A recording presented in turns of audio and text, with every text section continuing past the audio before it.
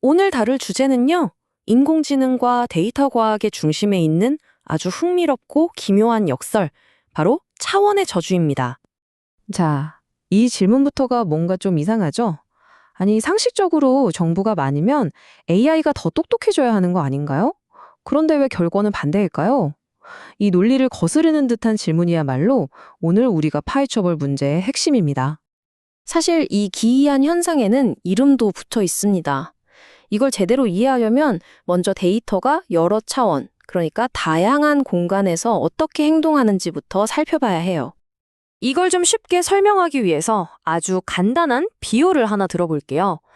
여러분이 점점 커지는 방에서 열리는 파티에 갔다고 한번 상상해 보세요. 자, 먼저 1차원. 이건 그냥 사람들이 한 줄로 쭉 서 있는 거예요. 엄청 간단하죠? 내 바로 옆에 누가 있는지 한눈에 딱 들어오잖아요. 관계가 아주 명확합니다.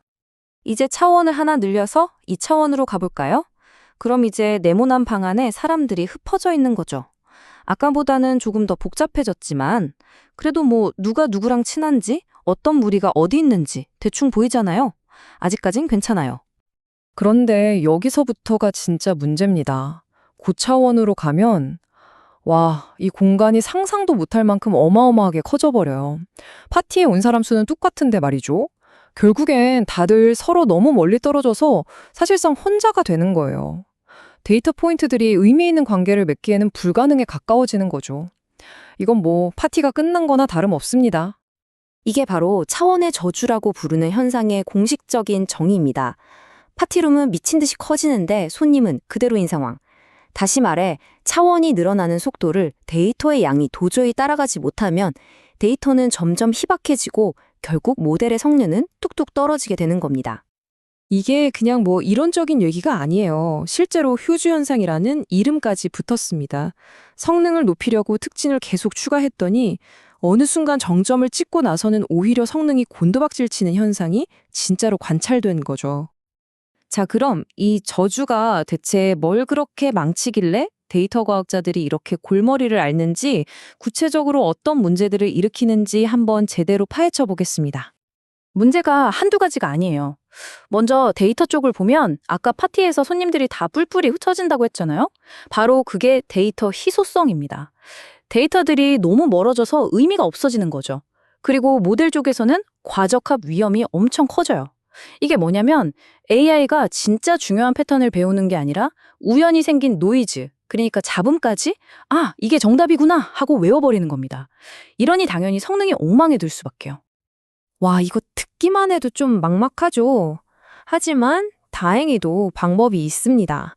이 저주에 맞서 싸울 수 있는 아주 강력한 전략들이 있거든요.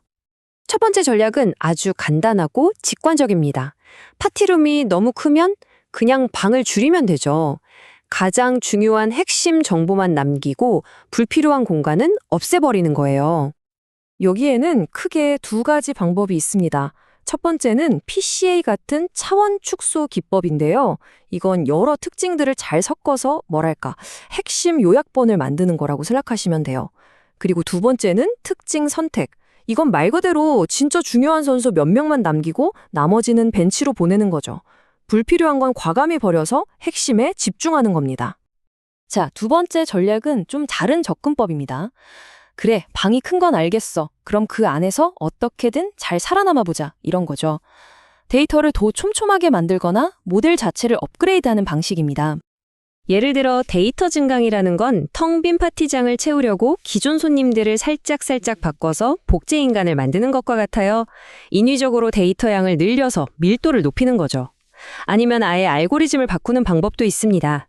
CNN 같은 모델은 아주 크고 어두운 파티장에서도 서로를 잘 찾아낼 수 있는 특수고글을 쓴 것과 같다고 할 수 있죠.